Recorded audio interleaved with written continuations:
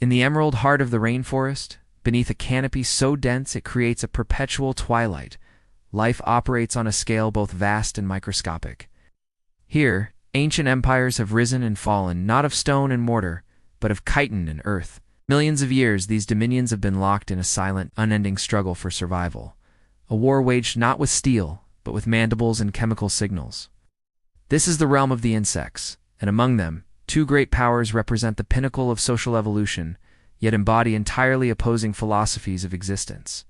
In one corner, we have the architects, the horticulturalists, the masters of a subterranean world, the leafcutter ants. Theirs is a civilization built to last, a permanent city-state buried deep within the jungle floor. Inside these sprawling, climate-controlled metropolises, millions of individuals work in perfect harmony, not for themselves, but for the lifeblood of their colony, a delicate, cultivated fungus. They are the jungle's first and most successful farmers, tending to their crops with a devotion that has defined their species for millennia. Their antithesis, however, knows no home, builds no permanent structure, and cultivates nothing but fear. They are the army ants, the great nomads of the undergrowth, a relentless, devouring tide of life that flows across the forest floor. Blind and guided only by scent and touch, they are a unified, singular organism, a superorganism numbering in the millions, a moving carpet of hunger that consumes everything in its path. They are the Mongol Horde of the insect world, a fluid, unstoppable force of nature. Their society is not found in a fixed location, but in the collective mass of their own bodies, forming a living, breathing nest called a bivouac each night. When dawn breaks, the bivouac dissolves, and the hunt begins anew. One society is a bastion of stability and complex agriculture. The other, an embodiment of ceaseless, ravenous motion. And when the path of this nomadic legion intersects with the territory of the settled empire, the stage is set for a conflict of titanic proportions. The first tremors of the coming storm are not felt, but smelled. Deep within the earth, the leafcutter colony of the genus Eta operates with the precision of a finely tuned machine. Tiny minimants, the smallest caste, delicately tend to the colony's precious fungus garden. This strange, white brain-like mass is their sole source of food, a unique cultivar passed down through generations. To feed it, legions of medium-sized media workers march in long, winding columns across the forest floor, each carrying a meticulously sliced fragment of a leaf, held aloft like a green sail. Their trails, cleared of all debris, are ancient highways etched into the landscape. But today, a new scent drifts upon the humid air, a scent that triggers an instinctual, primal alarm. It is the chemical signature of death, the pheromonal spore of *acitten burchelli*, the army ant. The first to detect it are the leafcutter scouts. They halt, antennae twitching frantically, processing the invisible message of invasion. The news travels back to the nest not as a sound but as a cascade of chemical signals, a wave of panic rippling through the superorganism. The rhythmic industry of the farmers is about to be shattered. The contrast between these two societies is starkly illustrated by their very foundations. The leafcutter nest is a marvel of engineering, a subterranean fortress that can extend over 600 square meters and plunge 8 meters into the earth. It is a labyrinth of chambers and tunnels, complete with ventilation shafts to regulate temperature and humidity, and specialized refuse chambers to prevent disease. This intricate network is the product of generations of labor, a testament to long-term planning and collective intelligence. Inside the fungus garden, their shared stomach thrives in carefully controlled conditions. Conversely, the army ants possess no such architectural legacy. Each evening, as the light fades, the entire colony, with the queen and her brood at its core, coalesces into a living structure. The workers link legs and bodies together, forming a massive, seething ball that can be as large as a meter across. This bivouac is both nest and fortress, its outer layers formed by soldiers with powerful jaws, providing protection from the elements and would-be predators. It is a temporary, living monument to their nomadic existence, dissolving with the morning sun to once again become a river of ants. It is this river that now flows inexorably towards the leafcutter citadel. The approach is not a subtle infiltration but a terrifying audible advance, A rustling, crackling sound grows louder, the collective noise of millions of tiny feet marching in unison. A sound that sends most of the rainforest's small creatures fleeing in terror. The army ant swarm advances on a broad front, a fan of destruction up to 20 meters wide. Nothing is safe.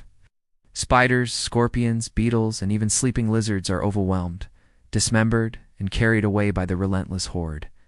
The Leafcutters' main foraging trail, a highway of green, now becomes the primary vector for the invasion. The army ant scouts, having locked onto the rich chemical trail, guide the main force directly toward the nest entrances. The air grows thick with the sharp, acrid scent of alarm pheromones from both sides, a declaration of war written on the wind. The siege is about to begin. As the first wave of army ant warriors reaches the mound, they are met not by a chaotic scramble, but by an organized, formidable defense. The Leafcutter Society, in its wisdom of ages, has a specialized caste for this very moment. From the dark tunnels emerge the majors, the super soldiers of the colony. These ants are giants, their bodies dwarfed by their enormous, heavily armored heads, which are powered by immense muscles that operate a pair of razor-sharp mandibles, capable of slicing through leather. But their first role in this battle is not to attack, but to defend. One by one, they march to the nest's main entrance's circular openings just wide enough for them, plug them with their heads. Their flattened, disc-like craniums fit the openings perfectly, transforming them into living blast doors. Behind these biological shields, the colony holds its breath.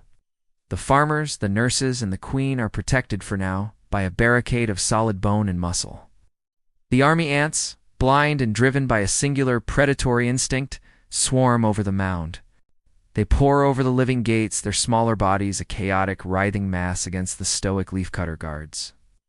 The siege is a battle of brute force against static defense. The army ants use their primary weapon. Overwhelming numbers. Dozens of them latch onto a single major's head, their combined strength pulling and tearing. Their stings inject venom, but the major's thick armor offers substantial protection, yet the pressure is immense. The air is a whirlwind of chemical warfare. The Leafcutters release alarm pheromones to call for reinforcements from deeper within, while the army ants emit recruitment signals, drawing ever more of their horde to the points of resistance. It is a primal battle, the unstoppable force meeting the immovable object. For hours, the deadlock holds. The majors, with Herculean endurance, withstand the onslaught, their bodies absorbing the punishment. A single major might sacrifice itself, but in doing so, it buys precious time for the colony it protects. Looking closer, the tactical genius of evolution is on full display. The Leafcutter major's head is not just armor. It's a perfectly evolved tool for this exact scenario. Its sheer size makes it impossible for the smaller army ants to gain purchase on its vital, softer body parts. Its mandibles, while formidable weapons, are kept shut, conserving energy for the primary task of blocking the tunnel. It is the ultimate defensive unit. The army ants, meanwhile, exhibit the terrifying intelligence of the swarm. Though each individual is blind and acting on simple rules, their collective behavior is sophisticated. They identify the weak points in the defense, the slight gaps between a major S-head and the tunnel wall. They concentrate their forces, a living battering ram of biting, stinging bodies. If one major falters, succumbing to venom and exhaustion, the line is instantly breached. The swarm will pour into the sanctum, and the fungus gardens, the very soul of the Leafcutter Empire, will be consumed. As day turns to night, the battle's intensity wanes. The Army Ant Horde is governed by a strict internal clock, DAND. As darkness falls, their imperative shifts from hunting to nesting. The attack subsides, the recruitment pheromones dissipate, and the seething mass begins to retreat, coalescing once more into their nightly bivouac some distance away. For the Leafcutters, it is a reprieve, not a victory. Bah! The battlefield is littered with the fallen from both sides. The living gates unseal, and workers emerge to clear the dead and repair the damage. The majors, exhausted and injured, are tended to by their smaller sisters. They have held the line. The colony and its precious fungus has survived another day. This ancient conflict is more than just a struggle between two colonies. It is a fundamental process that shapes this ecosystem. The army ants act as a cleansing force, a regulator of populations, ensuring no single species of invertebrate can dominate. The leafcutters, in their constant gardening, aerate the soil and are primary agents of decomposition, recycling nutrients back into the forest floor.